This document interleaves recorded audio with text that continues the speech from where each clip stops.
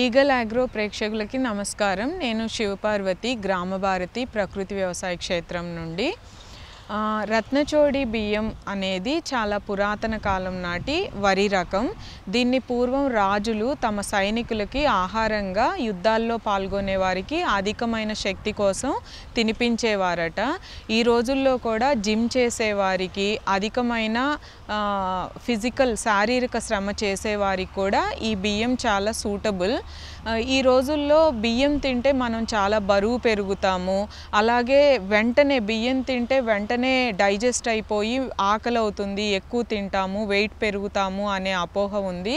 కానీ ఇలాంటి దేశవాళీ రకం తినడం వలన చాలా స్లోగా ఇవి డైజెస్ట్ అవుతూ మనకి వెంటనే ఇన్ బిట్వీన్ స్నాకింగ్ అనేది పూర్తిగా ఆగిపోయి మనకి ఎన్నో ఆరోగ్య ప్రయోజనాల్ని చేకూర్చుతుంది.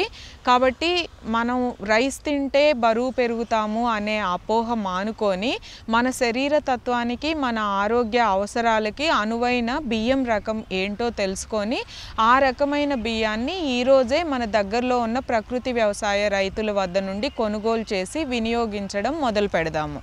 ఈ రత్నచోడి బియ్యాన్ని కూడా 8 గంటల పాటు నానబెట్టుకొని ఒక గ్లాసు బియ్యానికి 4 రెట్లు అధికంగా నీరు పోసుకొని ఓపెన్ కుకింగ్లో వంట చేసుకోవాలి. సులభంగా ఉడుకుతుంది.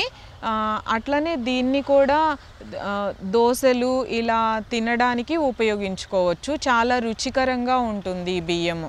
ఈ రత్నచోడి రకం వరి విత్తనాన్ని అద్దంకి ప్రాంతంలో ప్రకృతి వ్యవసాయ రైతు రమేష్ గారు పండిస్తున్నారు.